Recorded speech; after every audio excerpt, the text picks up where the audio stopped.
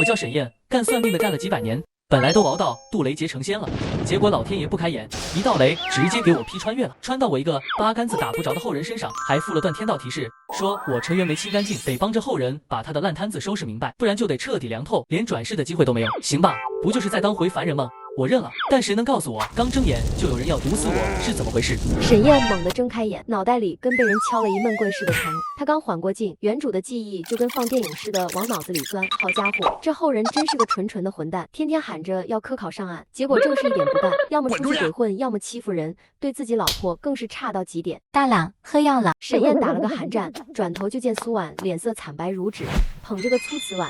碗沿裹着一层若有似无的黑气，他搞算命的本能立马就警铃大作，这哪是药，这分明是毒。他撑着胳膊坐起来，不必了，娘子，我已经好了，辛苦娘子为为夫熬药，有心了。这沈燕被敲了一棍之后，就像转性了一样，居然会说好话了，怕不是装的，等着变本加厉要钱喝酒吧。娘呢？她去哪了？拿去找人借钱给你治病了。相公，你想吃什么？我亲自下毒下厨。我刚刚是不是听错了？下毒演都不演了吗？苏婉头也不回的出了屋。沈燕刚要琢磨，就听见院门口传来叹气声。她凑到破窗缝一看，老娘林秀禾满身血沫，脸和手冻得通红发紫，正缩着脖子搓手。娘，您借到钱回来了。哎，别说了，我刚刚去大伯家借钱被赶了出来。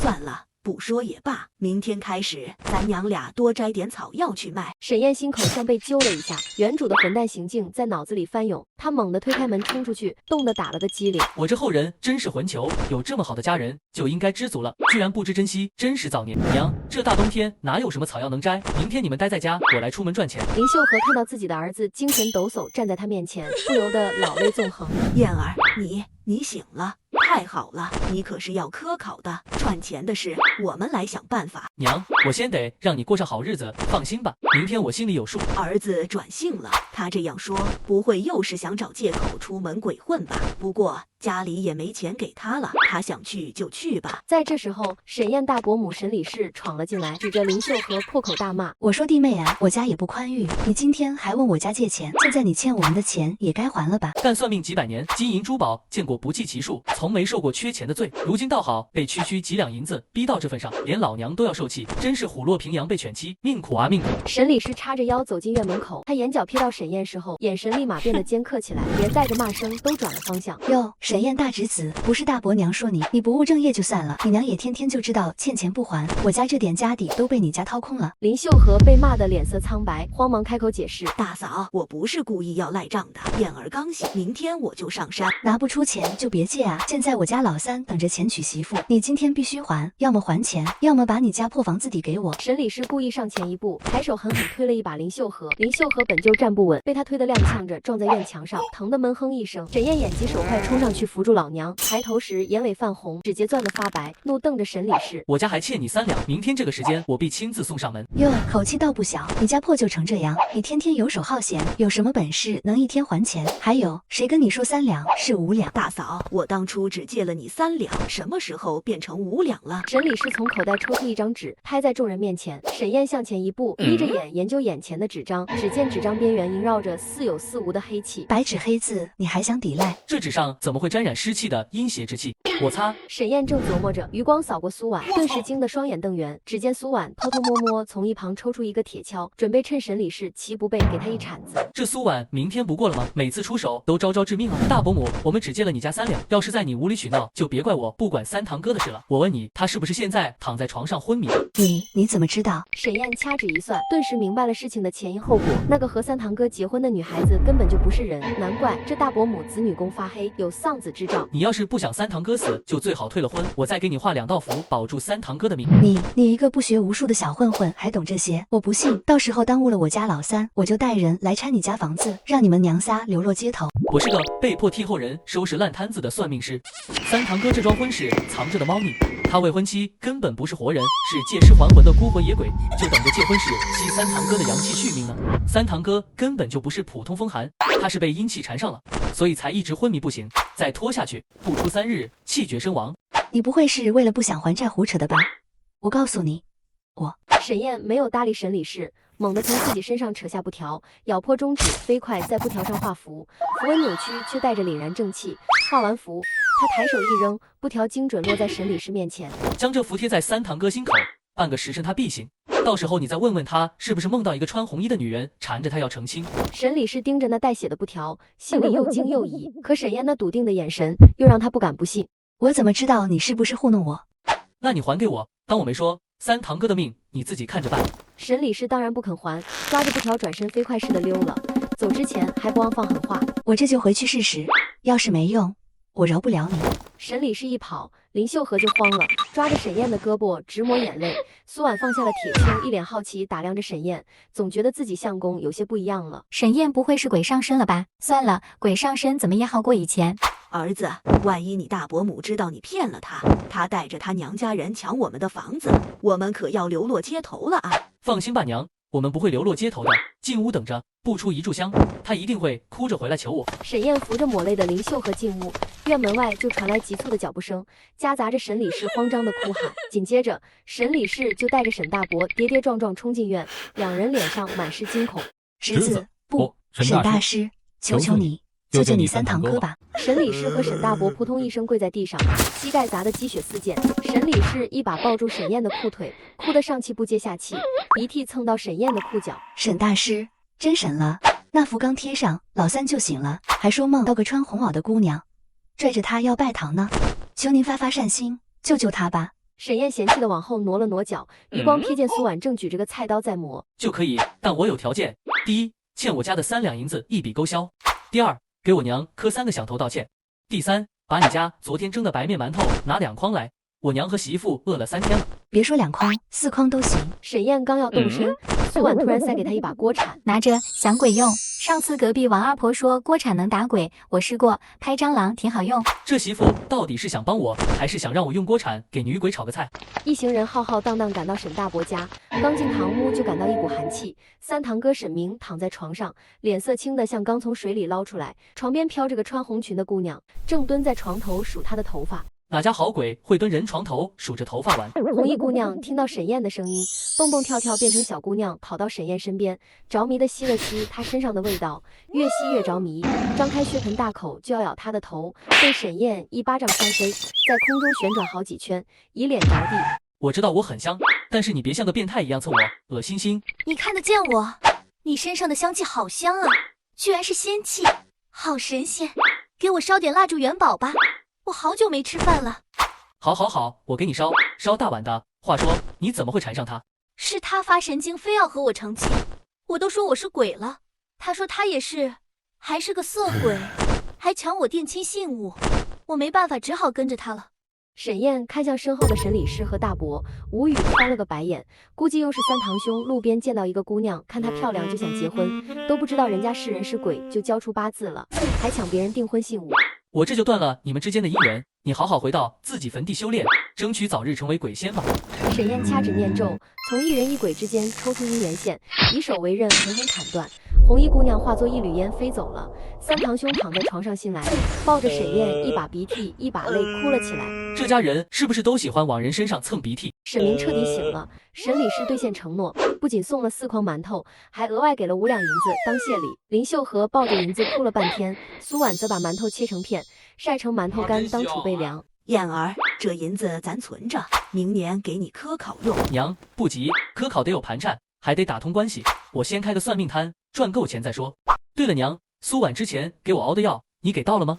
苏婉正啃馒头干呢，听到这话差点噎住，心虚左右张望。什么药？你身体好了还喝什么药？我早就到了。沈燕看着家里角落的死老鼠，身上冒着丝丝缕缕的黑气，嘴角抽搐。确实是到了，还顺便毒倒了一大片老鼠。第二天，沈燕在镇上最热闹的街口摆了个摊，插了个写着沈半仙算姻缘算财运不准不要钱的旗子。刚摆好，就有个穿绸缎的胖子凑过来。先生，我丢了个玉坠，能算出来在哪儿吗？算准了，给你1两银子。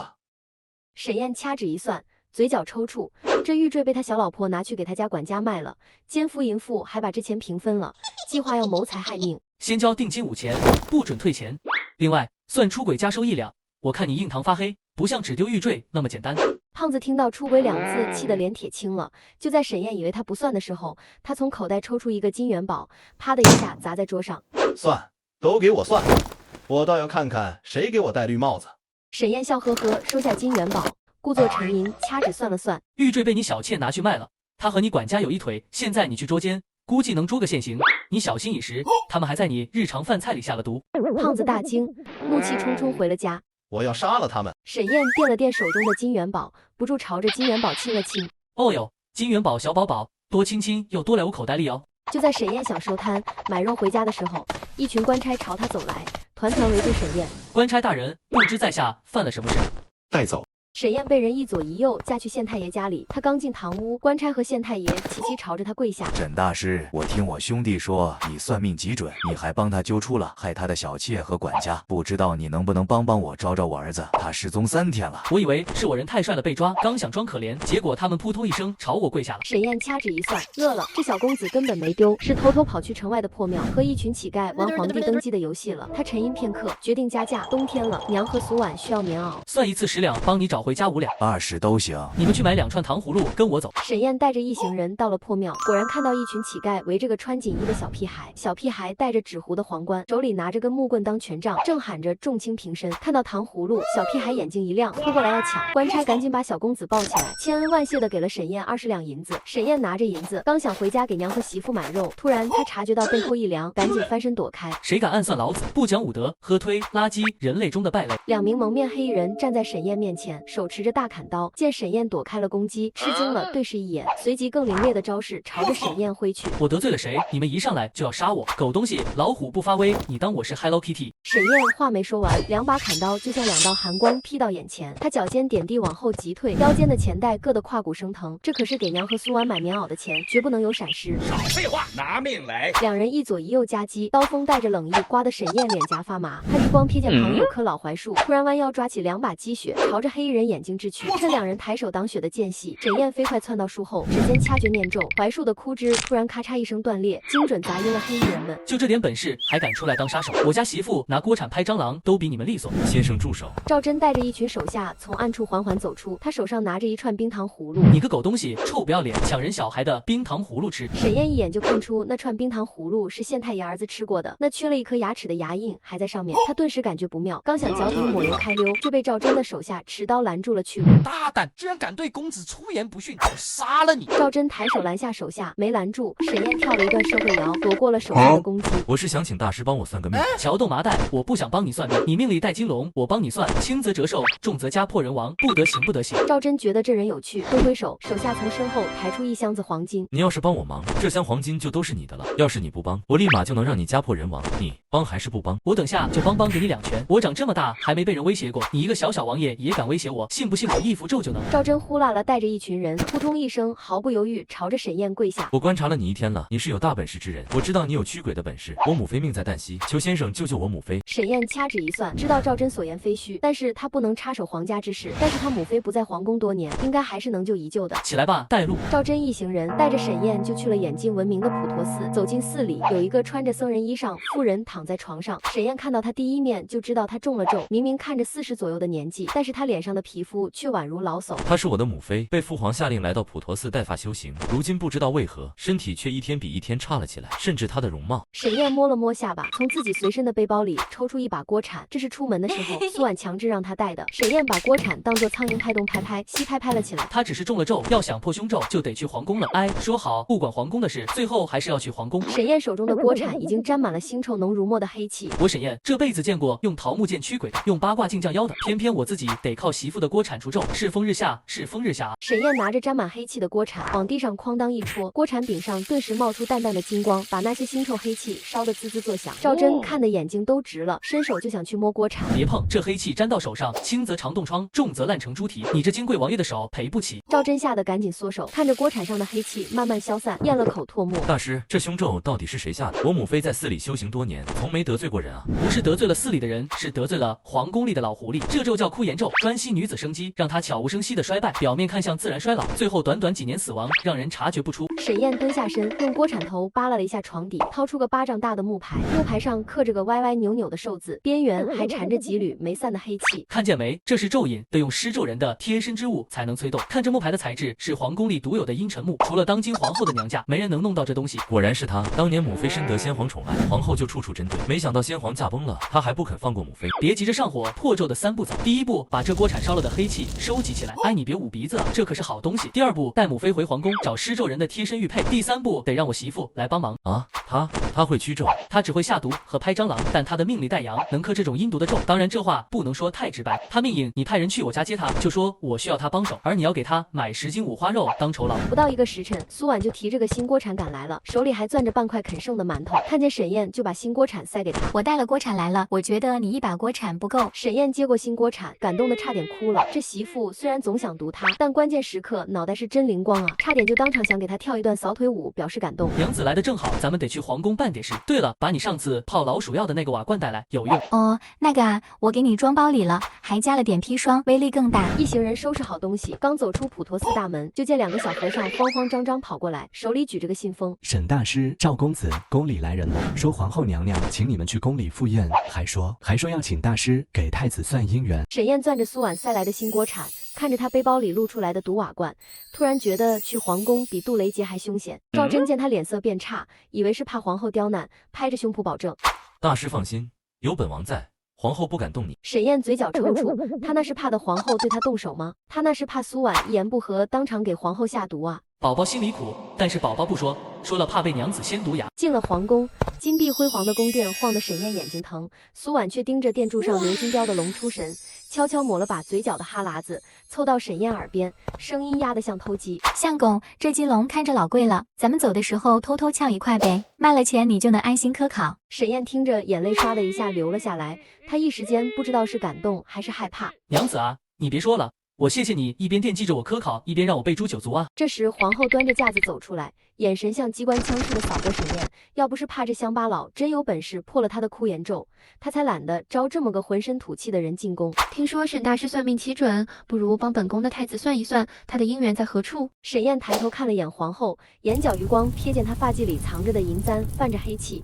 立马掐指算了2下，给苏婉使了个眼色。苏婉秒懂，突然拔高嗓门尖叫：啊，有老鼠，好大一只！人群顿时乱作一团。苏婉趁机抄起锅铲就往皇后拍过去，锅铲正好砸在皇后发髻上，掉出个裹着黑气的银簪，正是枯颜咒的施咒媒介。沈燕趁机拍了拍苏婉的毒罐罐，一只老鼠冲上去叼走了银簪。皇后发现自己的媒介没了，气得大吼：吵吵闹闹成何体统！沈燕赶紧挡在苏婉身前，刚要开口，就见赵祯凑过来打圆场。那老鼠叼着银簪跑向了御花园深处，尾巴尖上沾着一点和皇后裙摆同款的金线。皇后气得掀了桌子，宴会自然不欢而散。沈燕拉着苏婉跟着赵祯往寺庙赶，脚不沾地的飞了半个时辰，到了地方还是傻了眼。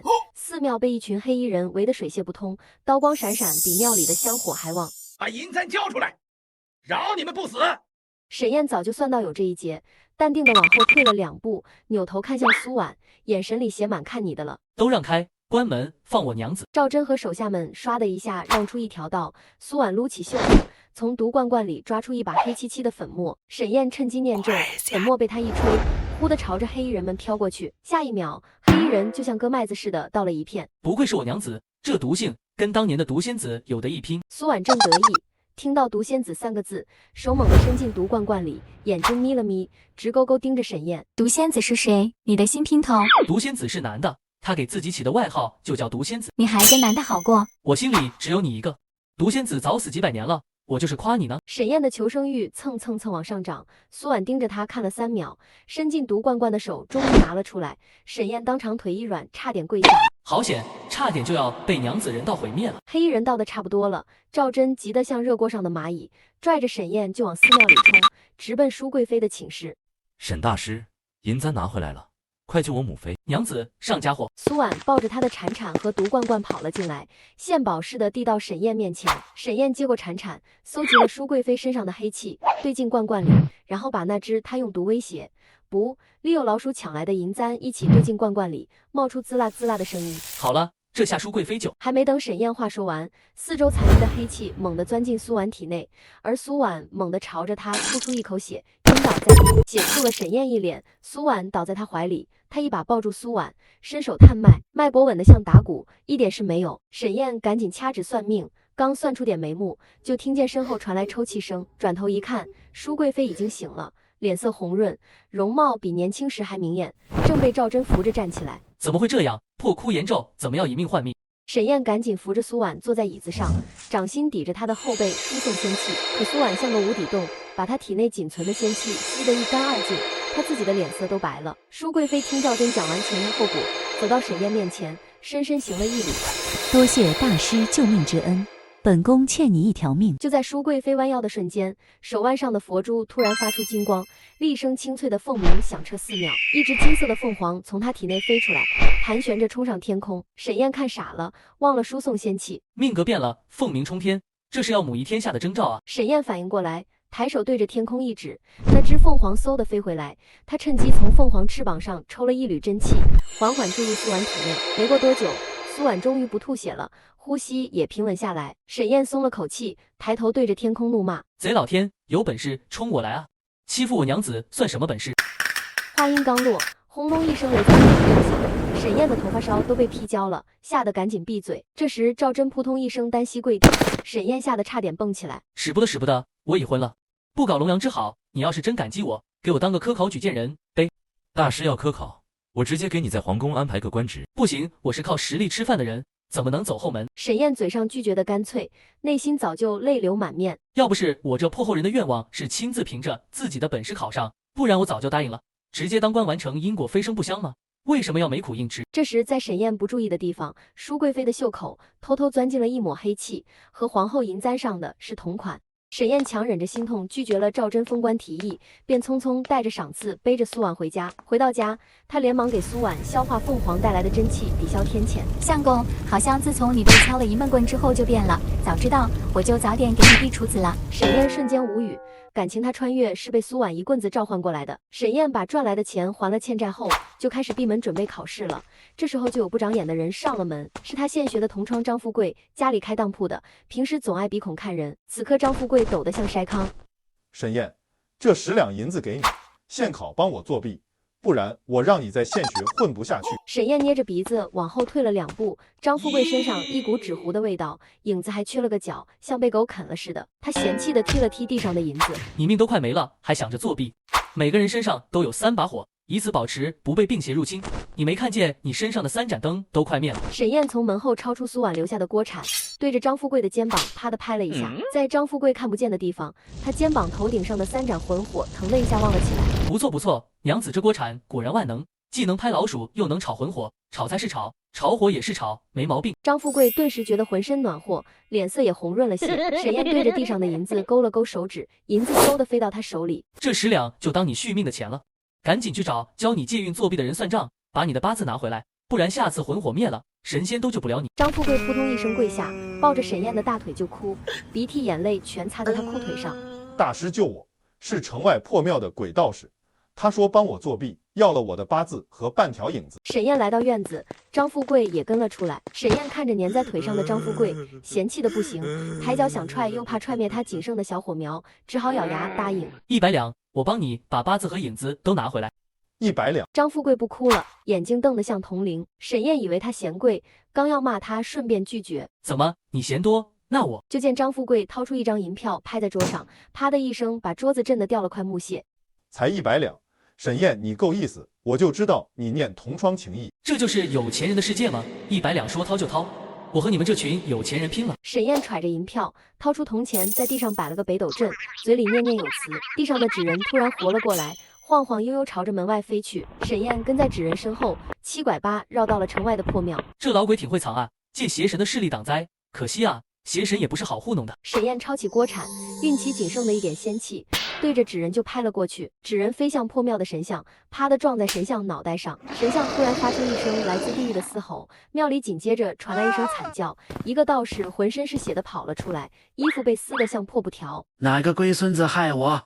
邪神都被惊动了，我饶不了你。沈燕从树后走出来，鬼道士看见他手里的锅铲，嗤笑一声：龟孙子，就是你坏你爷爷好事是吧？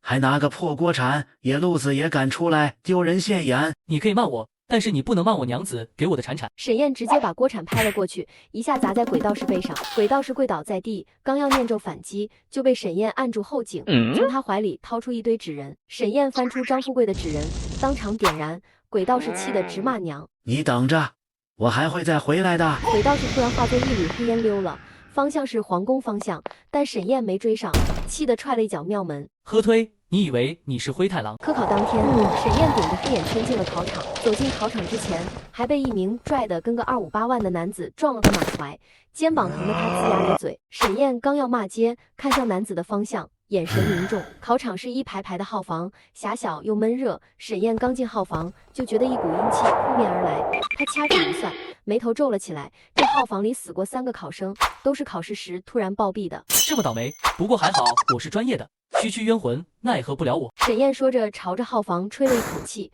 里面的冤魂背着他的黑气跑了。监考官发下考卷，沈燕刚要提笔，就发现考卷上的题目旁有一行细小的朱砂字，是个锁魂咒。这咒术阴毒，考生做题时精神集中，就会被咒术缠上，轻则发挥失常，重则魂飞魄散。他向四周看了看，发现只有自己有。合着是冲我来的，怕我考太好抢了谁的风头？哪里来的阴沟老鼠，敢动你爷爷我？沈燕双手合十，默念清心咒，考卷上的朱砂字冒着黑烟消失了。考试结束，沈燕交了卷，心不在焉的往外走，刚出考场就被人撞了个满怀。这不是废物沈燕吗？还真来同事了。不是我说，就你这个猪脑子来考试也是浪费钱。你谁啊？走路不长眼。你不认识我？我是罗海潮，县学里次第一的罗海潮。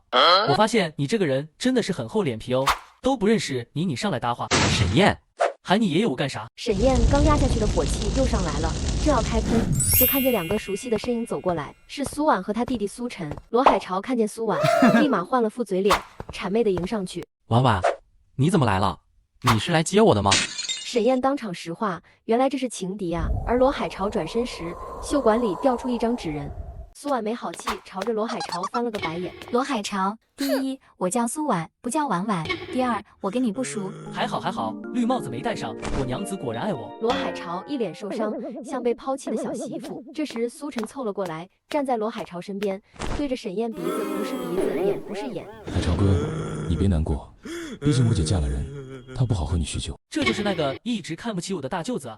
怪不得他看不上我，毕竟我当初是仗着手上有要逼着苏婉嫁给我。在我心里，只有海潮哥才配当我姐夫，其他人都是狗屎。我怀疑你在骂我，但我没有证据。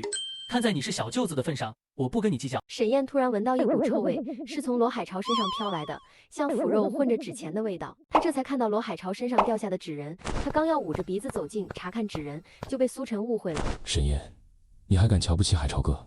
他可是10里8乡的神童，这次科考肯定吊打你。哦，是吗？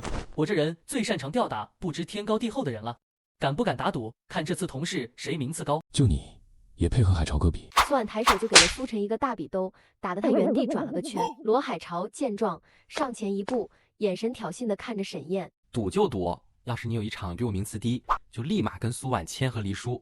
行，但要是你输了，就得听我的惩罚。你能有什么惩罚？尽管放马过来，我还怕你不成。反正最后输的一定是你。罗海潮一甩袖子，转身就走了。苏晨见状，屁颠屁颠跟在罗海潮身后。相公，其实你不用答应他的赌注的，我会帮你毒死他。有没有种可能，我就是怕你毒死他，害我的飞升之路增加因果？但是话说回来，这罗海潮到底干了什么？身后一片阴血之气。在沈燕的视角，罗海潮的背后，一团团浓如黑墨的黑雾缠绕着他。要不是我不怕天谴，我高低将他人道毁灭。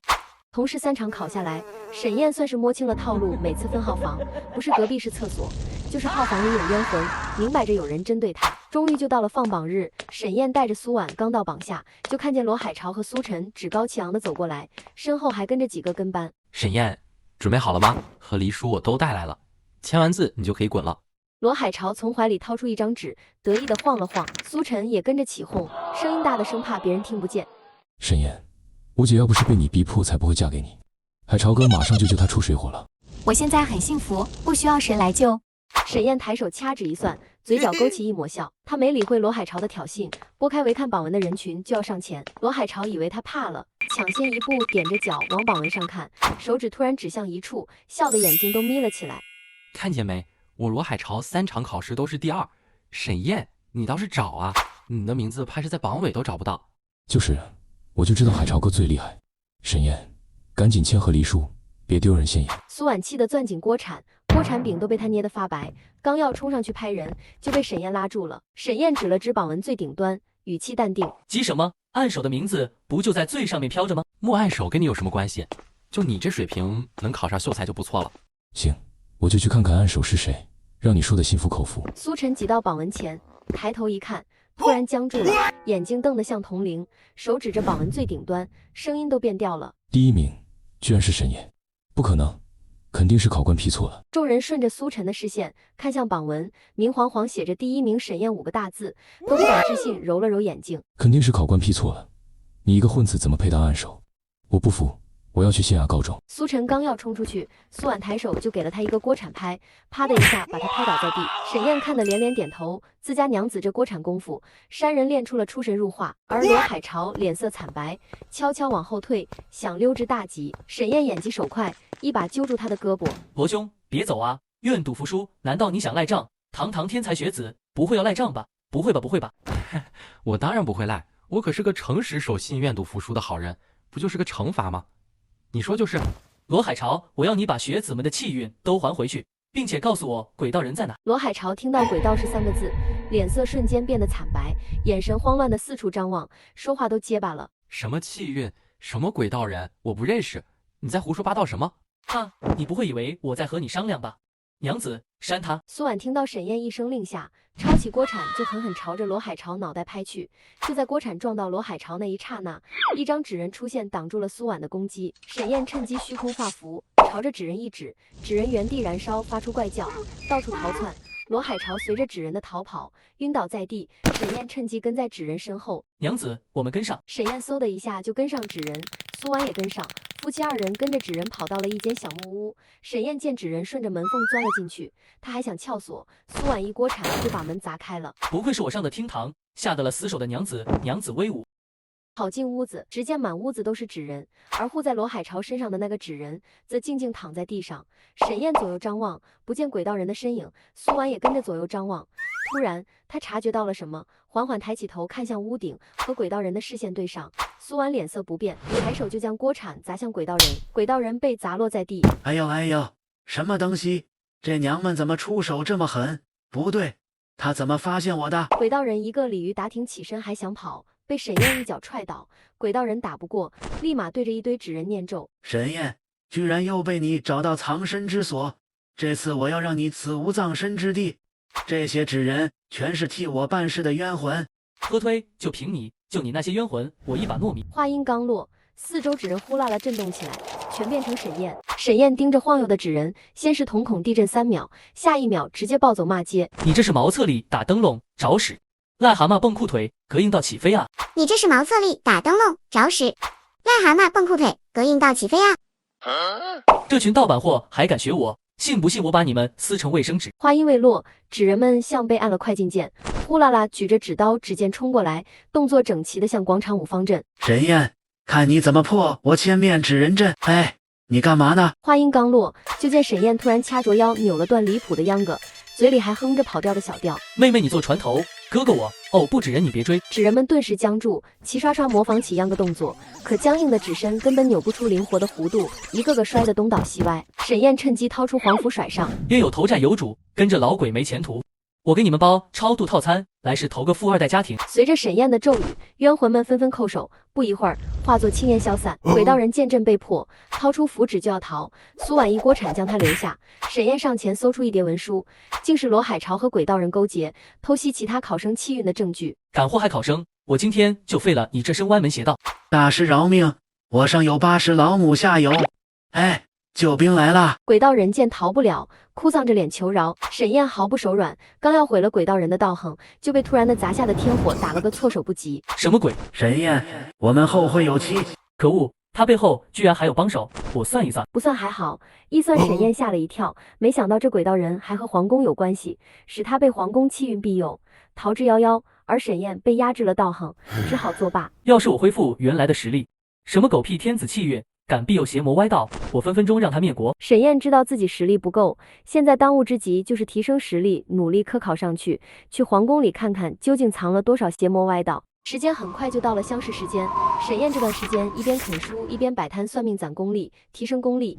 她怀疑鬼道人和那位使用了枯炎咒的皇后有关系，但以她现状，还没办法对被龙气庇佑的鬼道人出手，只好静等时机。就在他们正要启程去省城参加乡试，却来了个穿锦袍的年轻人，自称是总督的师爷刘全，要请沈燕去给他家大人算命。沈燕一眼就看出刘全身上有阴邪之气，算命可以，但我娘子得跟着，她是我贴身保镖。刘全本来想拒绝，但是苏婉抄起锅铲就要扇他的时候，他马上就答应了。好好好，请您启程。沈燕伸出2根手指交叉搓了搓，眼神疯狂暗示刘全：我这要赶乡试，给贵人算命多耽误功夫啊，这误工费、精神损失费、路费。放心，事成之后1000两黄金，保准不耽误您考试。刘全以为沈燕会当场答应，谁知沈燕突然背手仰头，摇头拒绝。一个小小总督出手就是1000两黄金，看来他平时不少搜官明知名高。我刚刚算了，大兄不去。刘全马上就急了，慌忙解释：冤枉啊，这是我家夫人的钱，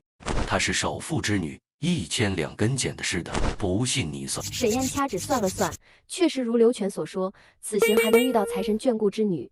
她观望了4周，人人脸上没有疾苦的痕迹，她赶紧让苏婉收拾行李。娘子快收拾，晚了金元宝就飞了。进了总督府，沈燕眼睛都看直了，翡翠雕的白菜，金镶玉的痰盂，珍珠串的门帘，她突然皱眉捂鼻。刘全，你家夫人是靠着盗墓发家的啊？刘全大吃一惊，看来他请沈燕请对了，来了这么多高人，只有他一眼就看出了这些珍宝都是陪葬品，他对沈燕更加的尊敬了。大师，您是开了天眼吧？这可是府里最高机密，我不会传出去的。因为你家总督夫人虽然靠着盗墓发家，但是经常行善积德，功德比你家金条还厚，邪气才不敢造次。是的，每年夫人都修路造桥，施粥赈灾，是个活菩萨。他功德在身，按道理来讲，你家应该不会受到什么灾难。这次是谁生病了？是我家总督，自从他巡查回来后，就一病不起，天天嚷着有一个红衣女子找他。给我你家大人的八字。沈燕捏着刘全递过来的八字掐指，指节咔咔响，算罢，突然拍桌：我要见一见你家大人和你家夫人。进了总督卧室，一股死气扑面而来。总督唐子安躺在床上，脸白得像纸，手腕上一串佛珠磨得发亮，身旁是穿华服的夫人诵经，正给他喂药。总督大人，我带沈大师来了。唐子安睁开沉重的眼皮，看向沈燕，刚要开口，就被沈燕打断。总督是不是最近一直梦到自己被人追杀？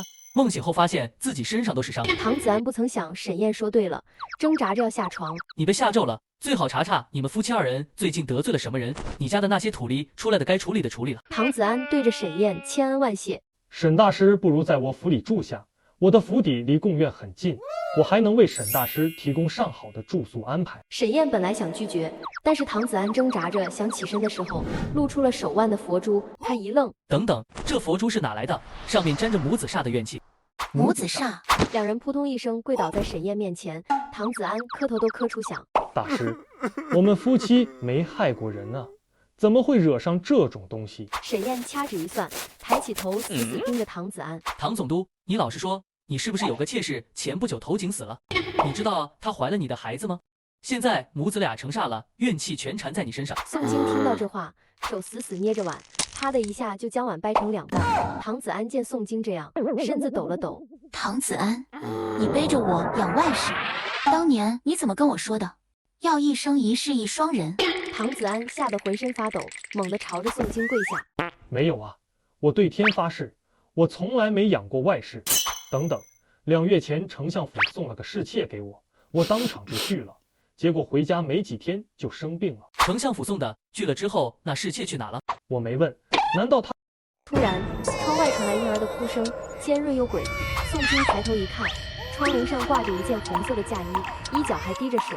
苏安马上抄起锅铲挡在沈燕面前。沈燕不停地掐指算命，额头上的汗直冒。不好，大白天母子双煞就找上门了，怨气这么重。唐总督，你现在说实话，拒侍妾那天，你到底干了什么，害他们怨气这么重？唐子安一脸混乱，沈燕见他这副狗样子，真想一锅铲过去。我想不起来了。想不起来也要想，你要是再不说出实情，你们都得在此陪葬。唐子安哭丧着脸，使劲拍了拍自己的头。那天我就是被丞相府邀请去吃酒，然后他就要送我一个侍妾，我拒绝了，然后我就想不起来了。宋京听到，猛地一用力，就把碗捏得粉碎。我想起来了，那天你就在丞相府吃酒，很晚才回家。原来那天你就和那侍妾在一起了。唐子安，我要阉了你！宋京不管不顾，从腰间抽出一把刀，就朝着唐子安砍过去。沈燕见状，身子不住抖了抖，偷摸瞧了苏婉一眼。苏婉瞧见了，也摸摸的腰间的锅铲。沈燕果断扑通一声，朝着苏婉下跪。娘子明鉴，为夫是万万不敢做出此等出轨的事。我和出轨之人不共戴天。喝推！沈燕狠狠朝着唐子安吐了一口唾沫。而这时，窗外婴儿哭声突然变尖，红衣嫁衣唰的飘到门口，门栓咔嗒自动弹开，一双轻举的小手扒住门框。宋京看着小手，气不打一处来。现在人家还带孩子上门了，你还敢说和你没关系？这不是你的孩子，难道还是我的吗？这是重点吗？也有可能是刘全的。娘子，冤枉！刘全默默地蹲在角落，不敢说话。沈燕瞥见苏婉的不善的眼神，立马举手发誓：娘子，这肯定也不是我的孩子，我对你守身如玉，任何女人都进不了我的身。而嫁衣女鬼见众人当她不存在，感觉到被冷暴力了，发出一声尖锐的报名，就朝着唐子安冲去。宋京见状，从口袋抽出一把盐，朝着女鬼撒去，仅仅只能拦住她的攻击。这时候红嫁衣掉出一块玉佩，唐子安眼尖瞅见了，赶紧大呼：我知道这个孩子是谁的了。唐子安指着女鬼掉出的玉佩，声音都在发颤：这是丞相嫡子的玉佩。沈燕立马算了算，立马明白了事情前因后果。丞相嫡子趁着那日吃酒，玷污了嫁衣女鬼，女鬼发现自己怀孕后，被逼着跳井了。丞相施咒做了母子煞引到唐子安身上。也就是说，这女鬼认错了人。既然不是你的债，那就好办了。被蒙蔽了，那就去找回那个死渣男。沈燕念出咒语，女鬼瞬间就清醒了。她看着眼前的众人，迷茫在周边绕了一圈。原油头摘油猪，孩子是谁的，你就去找谁。丞相府。沈燕话还没说完，女鬼听到丞相二字，凄厉的尖叫一声，周身黑气暴涨，而小鬼也越来越黑。沈燕虚空画符贴在女鬼身上，女鬼逐渐清醒，抱着小鬼转身朝着他磕了磕头，朝着门外飞去。功德无量，功德无量啊！这时丞相府那边，丞相孙固正得意洋洋，和他嫡子孙玉等着总督府传来消息。儿子，这唐子安还想揭发我们，我这就让嫁衣女鬼去收了他的命。爹，还得是你。既除掉了丞相府的对手，还能帮我除掉那个小贱人。本来还想收他当同房，但他想当我正妻，做梦。正好这时女鬼带着小鬼钻了进来，听到孙玉的话，周身黑气暴起，房间内驱逐恶鬼的铃铛叮叮当当响起。没等孙固反应过来，孙玉爆体而亡。儿子，怎么回事？母子煞怎么会找上门？孙固马不停蹄，赶紧将藏在口袋的一沓符咒不要钱似的拍向女鬼和小鬼。最后，女鬼和小鬼被火烧而消散，留下生死不明的孙玉。母子煞不是祸水东引了吗？怎么会？到底是谁害死我儿？被我抓住，我一定让他生不如死。远在总督府的沈燕狠狠打了一个喷嚏，她揉了揉鼻子，可能是感冒了吧。凡人之躯就是虚弱。这时候，巡抚崔大人便上了门，要求着沈燕帮忙。大师，自从我儿夜里猝死后，府里就怪事不断。半夜总能听到哭声，金银珠宝还莫名其妙失踪，我怀疑我儿子还没走。沈燕掐指算了算，心里明了，便跟着崔大人来到巡抚府。沈燕带着苏婉刚进门就打了个寒战，院子里的石榴树都缠着黑气，结的果子都是黑的。巡抚李夫人拦在沈燕面前：“你是来收我儿子的，我不允许你伤害我儿子。”李夫人眼睛哭得像是个核桃一样，颤颤巍巍拦在沈燕面前：“夫人，你闹什么？不将儿子送走，难道你想府里人不得安宁吗？”我儿子一定是舍不得离开我，他也没做什么伤天害理的事，你怎么就这么狠心要把他送走？李夫人说完不管不顾，朝着一旁的石榴树跑去。你要是非要送走儿子，那我就一头撞死在石榴树下，陪着我儿子去了。可是但是闹事的不是你儿子。这时候李夫人已经刹不住脚步了，就在那一刹那，一道柔和的白光环绕在李夫人身边，护着她没有撞到树上。李夫人看着白光，顿时泪流满面。儿子，是你吗？他一直护着你，所以才让你没受邪气迫害，因为他们下一个要害的人就是你。崔大人赶紧上前扶起李夫人，语重心长：夫人，你就信一次大师吧。李夫人这才让沈燕进门。沈燕一进门，差点就呼吸不上来，屋内满满的怨气。这到底是做了多少伤天害理的事啊？一个扶着腰，挺着大肚子，全身黑漆漆的人性怨气的走向李夫人。婆母，这是怎么了？沈燕等着这个人性怨气走进来，才发现是一名20来岁的女子。沈大师，这是我儿媳周蒹葭，可怜年纪轻轻的，她就守了寡。李夫人刚要开口哭，就被沈燕一句话噎了回去。我也是没见过谁主动让自己守寡的，而且看她的架势，还让自己守寡好多次了。沈燕看着这周蒹葭模糊不清的夫妻宫、子女宫，一片暗淡，便知道她这辈子没有夫妻子女缘分，加上身上那一堆怨气，便猜出大概。好家伙，这就是一个妥妥的黑寡妇啊！黑寡妇都没她黑，被她害死的丈夫没有10个也有8个了，但是她怎么不受怨气侵害？周蒹葭顿时呜呜哭了起来。婆母，我没有，你怎么信一个江湖骗子的话？沈大师，我这儿媳可是很孝顺，她怎么会是伤害我儿子的人呢？她平时可是连蚂蚁都舍不得踩死。对啊，舍不得踩死蚂蚁，但是舍得那你死老公啊！周蒹葭，你是要我说，还是你自己说？周蒹葭当然不可能认的，她继续装可怜，坐等李夫人赶走沈燕。而沈燕也不是吃素的，直截了当说出了周蒹葭的事。周蒹葭，你罔顾人伦，害人性命，你自以为身后有靠山，便肆意妄为。人在做天在看，就算你能掩盖1次，还能掩盖第2次吗？你在胡说什么？我什么时候害人性命了？婆母，我们快把这个胡说八道的骗子赶出去，他8成就是来骗钱的。李夫人左右为难，一边是能看到自己儿子的大师，一边是让自己顺心的儿媳。崔大人也瞪大眼，不敢置信。沈大师，是不是有什么误会？周蒹葭眼神一转，突然捂着肚子，一脸痛苦。我的肚子好痛，公爹婆母，这个江湖骗子，他是想害死你孙子崔尚的后代啊！哇，你那一肚子的黑气，还好意思装血吗？沈燕掐指算了算，而崔大人和李夫人一脸为难，看向沈燕。沈大师，我儿媳身体不适，下次再请您帮忙。不用，我可以很负责告诉你，引起你家混乱的罪魁祸首就是他，害死你儿子的也是他。就在沈燕想要出手破了周蒹葭肚子里的黑气时候，苏婉出手了，她一个锅铲拍在周蒹葭肚子上，周蒹葭当庭广众之下，噗噗噗放了一个连环屁，她肚子像泄了气的气球一样扁了下来。我都没见过哪个孕妇肚子里娃娃没有一堆屁的。周蒹葭，你给我一个解释。婆母，我也不知道他们使了什么妖法，打掉了我的孩子。你要为我的孩子，你的孙子做主啊！别装了，你夫妻宫、子女宫暗淡，命中无夫无子，你干的那些破事瞒不住的。沈燕虚空画符，朝着周蒹葭一指，顿时周蒹葭身上的护身玉碎裂开，怨气顿时侵蚀着周蒹葭，顿时把她侵蚀成不人不鬼的怪物。明明就差一步，狗东西！难怪鬼道人要我一定要灭了你！周蒹葭汇聚最后的黑气，朝着沈燕打去。沈燕立马画符，召唤出一把金色的光剑，狠狠朝着周蒹葭劈下去。黑气退散，周蒹葭猛地吐出一口血。老实交代，我饶你一命。要是你再胡说八道，我就将你人道毁灭。别，我说，原来是鬼道人和周蒹葭都是皇后的手下，而周蒹葭本就是一个靠着掠夺丈夫气运的黑寡妇，而她杀了崔尚，本来也是因为崔巡抚在朝廷不站队皇后，便被皇后安排灭家，做成傀儡。院子里的异动，全是周蒹葭身上的怨气招惹来的。该说的我都说了，你放我一马吧，我还能告诉你皇后她之后的计划。突然，周蒹葭就自燃了起来，打了个众人措手不及。沈燕还没使出灭火咒，周蒹葭就被烧成一个人形灰烬。好毒，好毒！这个咒直接就能让人瞬间被烧成灰烬灭口。空气中除了焦糊味，还飘着一缕极淡的龙涎香气息。这味道他在皇宫赴宴时闻过，是皇后常用的熏香。好个心狠手辣的皇后，灭口都做得这么讲究。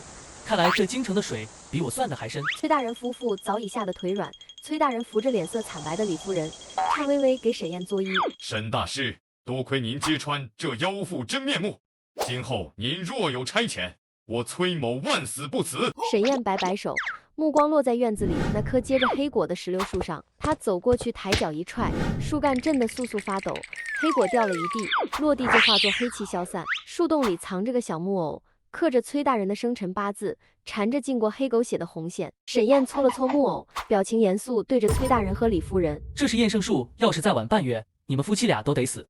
把这木偶烧了，再用艾草熏遍府邸。李夫人连忙点头，转头就让下人去办。沈燕超度了崔尚之后，崔大人凑过来，塞给沈燕一张银票，数额比之前承诺的翻了3倍。大师，这是一点心意，我知道您要去参加乡试，省城贡院那边我有熟人，定能保您不受刁难。沈燕眼睛一亮，揣着银票塞进苏婉的布包，作揖告辞崔大人。出了巡抚门，苏婉满意的点点头，突然想起什么，从怀里掏出个油纸包递给沈燕。相公，这是刚刚我让李夫人给我打包的烧鸡，你快吃。苏婉说着就撕下一块鸡肉，津津有味吃了起来。而沈燕满头黑线，看着沾染了各种颜色粉末的烧鸡，苏婉一愣，连忙将烧鸡包在他怀里。相公，我忘了你不是百毒不侵的体质了，既然这样，那这烧鸡就只能我吃了。娘子，我有理由怀疑你想独吞这烧鸡，你这算盘珠子都崩我脸上了。沈燕和苏婉坐着崔大人安排的马车前往客栈，刚到贡院附近的客栈住下，就有个小厮找上门，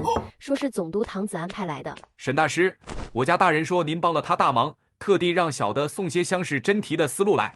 还有，丞相府那边出事了，听说嫡子孙玉暴毙后，丞相孙固一病不起，府里夜夜闹鬼呢。沈燕接过小厮递来的册子，翻开一看，全是历年乡试的高频考点和答题技巧，字迹工整，还标着重点。他掐指一算，嘴角勾起笑。这孙固是自作自受，母子煞的怨气没散，又沾了谋害总督的因果，能好才怪。替我谢过唐大人，就说他日我若进京，定帮他彻底清了丞相府的后患。小厮走后，苏婉正对着客栈桌子上的花生研究怎么下毒更隐蔽。沈燕怕自己哪天就被毒死了，赶紧拉他出去吃饭。刚下楼就撞见一个不想见的熟人。沈燕，上次同事你肯定是作弊了，这次乡试我要让你原形毕露。婉婉，我会让你看到我才是那个值得你托付终身的人。沈燕被罗海潮带着2个跟班拦在楼下，他身上的阴邪之气比上次更重，脸色青灰，像个死人。这时候还想着对苏婉深情表白。你这一脸肾虚的模样就不要告白了，你给不了我幸福。罗兄，你这是把自己的气运都卖给鬼道人了。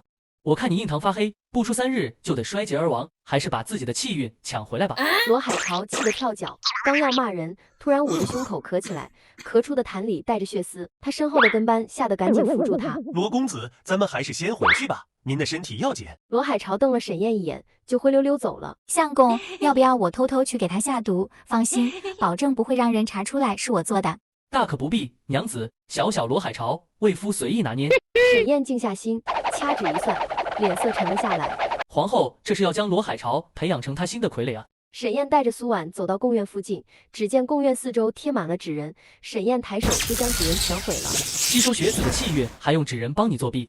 我全都毁了，这下我看你罗海潮怎么过乡试。不多久就到了乡试的日子，这次沈燕终于没分到厕所，到处是死鬼的号房。但膈应人的是，罗海潮的号房正在沈燕对面，他全身被邪气浸满，眼中是要沈燕必死的狠厉。脑壳疼，这罗海潮怎么都要杀了我，执念这么深。沈燕想着怎么防着罗海潮，他想到一个咒术，随即他朝着罗海潮施咒，对着罗海潮露出一个阴险的笑容。罗海潮不明所以，正巧他要去茅厕，不一会儿茅厕就传来一声惨叫。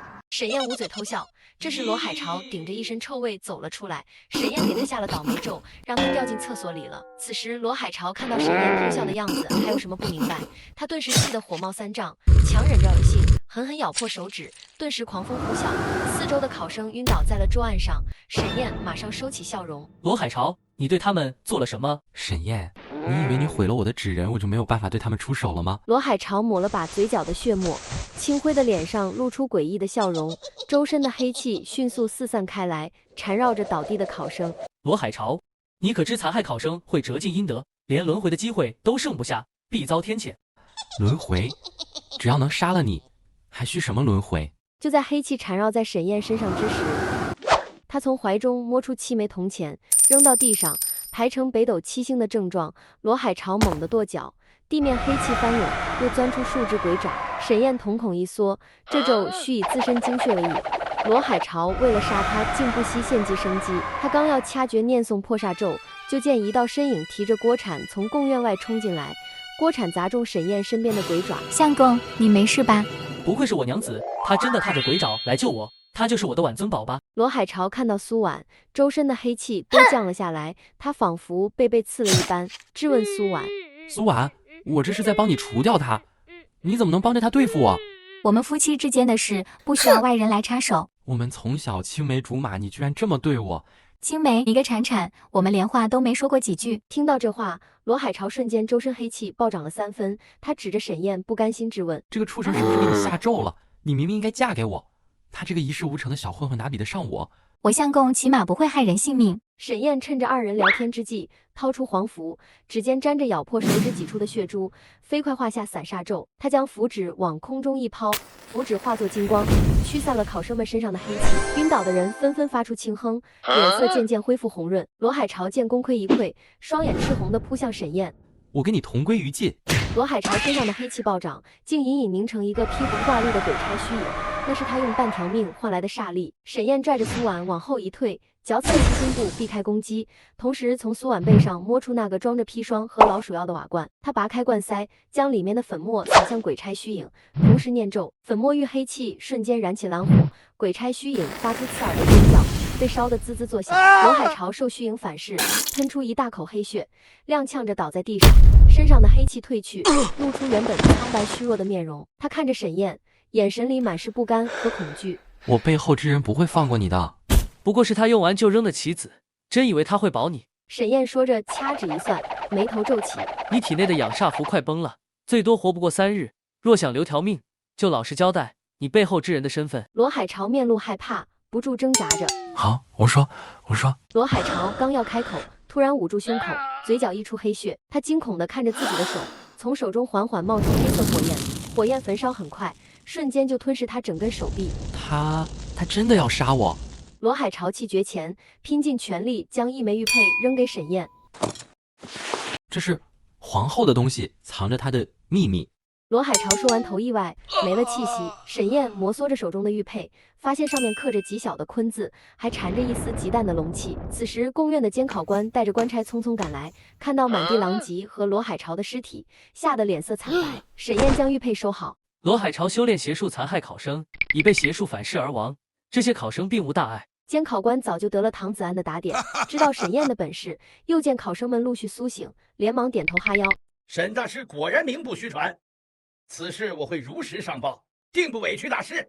监考官带着罗海潮的尸体匆匆离开了。苏婉踢了踢罗海潮的尸体，凑到沈燕身边小声说：可惜了，还没来得及给我练手下毒。这玉佩有啥秘密？要不我敲开看看。苏婉说罢，正要朝着玉佩伸手，沈燕按住他的手，笑着摇头。这玉佩沾着龙气，不能硬来。等乡试放榜后，咱们拿着它去见赵祯，说不定能挖出皇后更多的把柄。沈燕抬头看向宫院外的天空，掐指算了算，眼中闪过一丝凝重。竟然还和我飞升有所关系，看来这京城咱们是非去不可了。这皇后的布局比我想的还要大。3日后乡试放榜，沈燕的解元名号跟长了翅膀似的，把省城炸得底朝天，百姓扛着板凳揣着瓜子往客栈冲，就想看看活半仙解元长啥样。而当事人正蹲在客栈门口，帮苏安往包袱里塞最后一袋花生。沈大师，我家大人备了薄礼，送您和夫人进京参加会试。锦盒打开的瞬间，金光差点晃花沈燕的眼，里面码着整整齐齐的金元宝。沈燕清了清嗓子，故作矜持的摆手：唐大人太客气了，礼这般厚重，我便却之不恭了。沈燕说完，快速将锦盒塞进苏婉手里。刘全憋笑憋得肩膀发抖，连忙躬身引路。马车刚驶出客栈，沈燕就察觉到车顶传来一丝极淡的阴气。她掀开车帘一角，瞥见房檐上蹲着个穿黑衣的影子，见他看来，瞬间化作一缕黑烟消失。苏婉顺着他的目光看去，抄起锅铲就要往外冲。敢跟踪我们，看我不拍扁他！沈燕拉住他，指尖掐诀算了算，眉头微皱：是皇后的人来盯着咱们。这玉佩里的秘密比我想的还重要，依靠着我算命的直觉，有大瓜。沈燕掏出那枚刻着坤字的玉佩，放在掌心细细端详，隐约能看到里面缠绕着一丝金黑交杂的雾气。苏婉凑过来，用锅铲柄轻轻碰了碰玉佩，这雾看着邪乎，要不我加点砒霜试试，说不定能把它毒死。娘子，这是龙气裹着煞气，砒霜没用。等见到赵祯，让他用皇家血脉试试，毕竟龙子龙孙自带杀毒软件。马车一路疾驰，刚进京城城门，就见一队锦衣侍卫候在路边，为首的正是赵祯的贴身护卫。见沈燕下车，连忙上前见礼。沈大师，王爷在王府备好了接风宴，特让属下在此等候。沈燕刚要开口，就被一阵香风裹着的娇笑打断。拜见沈半仙，沈半仙果真如传说一般气度不凡，不知沈半仙可否帮我算一算命？只见一位穿粉色罗裙的女子款款走来，沈燕抬眼一看，这姑娘印堂发黑，眉间缠着死气，却裹着一层富贵气，典型的被人下套的王公贵族小姐。女子走到沈燕面前，屈膝行了一礼：小女是安乐侯府的庶女林梦瑶，久仰审判仙大名。沈燕关了关面相，这林梦瑶红鸾心动，此次所来是求姻缘。她的命格本是福禄双全，却被人动了手脚，夫妻宫被一股阴邪之气缠着。她刚要开口，就见赵真从远处快步走来，脸色有些难看。赵真几步走到林梦瑶身边，不动声色地挡在她和沈燕中间。林小姐，本王知道你所求，有些话说出去，对你对侯府不利。林梦瑶脸上的笑容僵了僵，随即又恢复如常。多谢王爷提醒，小女只是一时兴起。沈大师，不知可否为我算上一卦，酬劳好说。林梦瑶说着，从袖中掏出一只金步摇，递到沈燕面前。沈燕没接金步摇，只是淡淡开口：“小姐的姻缘不在东宫。”林梦瑶脸色一变，显然是被说中了心事。她对沈燕越发尊重了起来。虽然沈燕劝退了她，但是她有不得不入主东宫的理由。她刚要再问，就被赵真的护卫请走了。回到府邸，赵真马上向沈燕道歉：“大师别见怪，这林小姐在嫡母手下过得跟受气包似的。最近太子选妃，被皇后忽悠的一门心思想当太子妃，纯属被人当枪使。明白明白，被下套的贵族小姐。”沈燕将口袋那枚玉佩掏出来，递给赵真：“你看看这个，罗海潮临死前给我的，说是藏着皇后的秘密。”赵真接过玉佩，指尖刚碰到就皱起眉头：“这玉佩皇室宗亲才有，这坤字，据我所知，只有我那远在藩地的皇叔名字里有个坤。”赵真捏着玉佩的指尖泛白，沈燕将玉佩凑到烛火下，那刻着坤字的纹路里竟渗出丝丝煞气，与皇后银簪上的气息如出一辙，简直是同款劣质香水。我这位皇叔赵坤是父皇的胞弟，20年前卷入谋逆案，没找到实锤，但还是被贬去漠北圈禁了。传闻他精通邪术，当年东宫闹邪祟，就是他搞的鬼。这煞气裹着龙气，是皇室血脉与邪术相融的迹象。皇后勾结他，用太子选妃，不过是他到各家女子气运的幌子。他最终到底想干什么呢？那我去给那赵坤和皇后下毒，弄死源头，一了百了。他们背后还有世家大族，盘根错节，杀了他们也无济于事。沈燕像是突然想起什么，一拍桌子：“我知道了，他们想借太子选妃及其12位命格不凡的贵女，在祭天那日启动龙气献祭阵。”啥阵？听着就邪乎。简单说，就是把12位贵女的气运当祭品，吸收各地学子的气运。他要么想要长生，要么就是他想当皇帝。沈燕算出这个，觉得皇后好大了一盘棋，要不是他出手，凭着皇后手段，必定血流千里，嗷嚎遍野。这皇后的算盘珠子都崩我脸上了。那我去把林梦瑶打晕藏起来，这样皇后就少一个祭品了。傻娘子，你藏起她，皇后立马换个人选。不如将计就计，我去参加会试破咒，你混进侯府保护林梦瑶，咱们分工合作，主打一个敌在明我在暗，搞死对方不手软。我来给苏娘子安排身份，当林梦瑶的贴身丫鬟。不行，她不能当贴身丫鬟。我为什么不能当个贴身丫鬟？就我娘子这气度，这品行，怎么着不也得当个掌事嬷嬷？苏婉眼睛一亮，掂量着手里的新锅铲。有道理，掌事嬷嬷能管厨房，我还能顺便给那些想害林梦瑶的人下点开胃小菜。没问题，我这就让人给苏娘子准备嬷嬷的服饰和腰牌，对外就说你是舒贵妃宫里派去照拂林小姐的老人，没人敢质疑。苏婉换上身青色嬷嬷服，腰上别着用布包好的锅铲，板着脸走进安乐侯府。侯府下人见她气度沉稳，还拿着贵妃宫里的腰牌，吓得纷纷躬身行礼，大气都不敢喘。林梦瑶见是苏婉，当场愣住：“你是沈大师的娘子？”小姐放心，我家相公说了，保你平安，还能让你摆脱嫡母控制，但你得听我的，我说东你不能往西，我说下毒你不能手软。同一时间，沈燕走进京城贡院，号房比厢式规整多了。但她刚踏进自己的号房，就察觉到一股熟悉的阴邪之气，墙角贴着一张黄符，背面画着扭曲的血纹，正是龙气献祭阵的分咒。沈燕冷笑一声，指尖一弹，黄符瞬间自燃。就这还想吸考生气运？就在沈燕刚要继续破咒，监考官走到她身边，指着她大声呵斥：“沈燕，你在干什么？”我没干什么。沈燕举起双手，一脸无辜，给监考官展示。监考官走到沈燕身边，指着她的鼻子：“还敢狡辩！沈燕考试作弊，被我当场抓获，取消考试资格。我会将此事上报。来人，把他拿下！”沈燕目瞪口呆，好家伙，魔法攻击不奏效，现在改完栽赃陷害了，皇后这是要断了她的路啊！沈燕也不慌，抬手算了算，随即了然：“哦，那把我关进牢里吧。”这时候，蹭蹭蹭从身边冒出一群官兵，朝着沈燕围了过来。算你识相。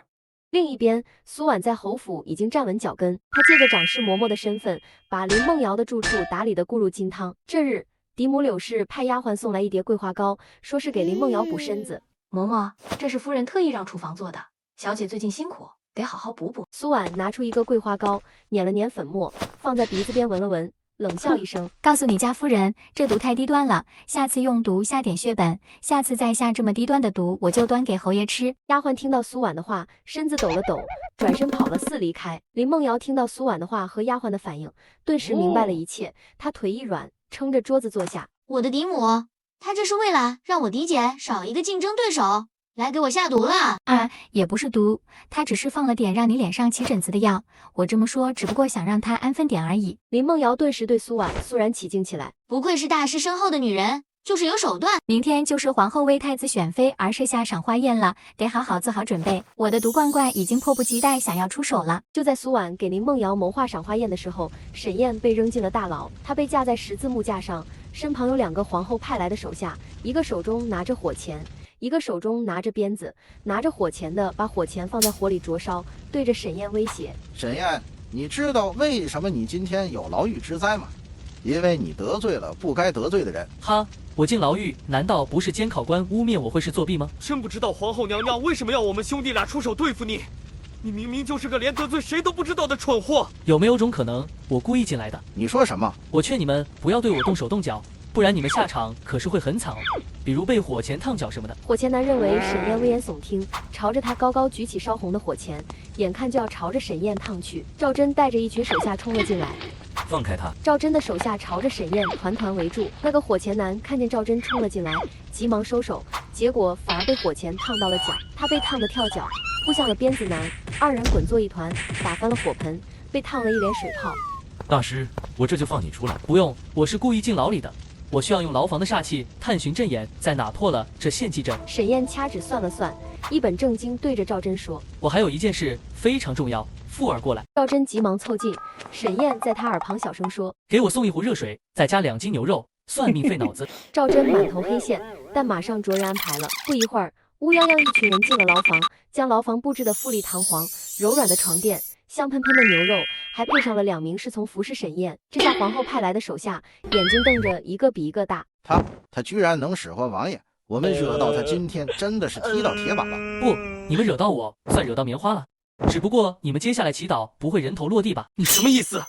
他们2个居然敢如此对本王的贵客，来人，上刑！沈燕摆摆手，给耳朵塞上棉花，隔绝掉了惨叫声，戴上眼罩，安然躺平。而很快就到了赏花宴那天，赏花宴设在御花园湖心亭，亭台楼阁绕着半池荷花，看着清雅，实则每株荷花根茎都隐隐藏着具煞阵。苏婉扶着林梦瑶走进亭中，一眼就看到了端坐在主位的皇后，她脸色比上次见面时明艳多了，眼神却很辣的跟要吃人似的。看来她已经靠着吸食各地的才子气运，让自己容貌和气运达到了顶峰，现在要借着贵女们的命格，改自己的命格，吸收龙气，成为皇帝。诸位小姐今日齐聚，皆是京中栋梁之女，本宫特设此宴，一来为太子选妃择贤，二来也想瞧瞧哪位小姐有福气，能得上天庇佑。皇后拍了拍手，工人端上12盏琉璃盏，盏中盛着清水，水面浮着白色花骨朵。这是本宫请高僧开过光的命图花，谁能让花绽放，便说明命格与太子最为契合。来了来了，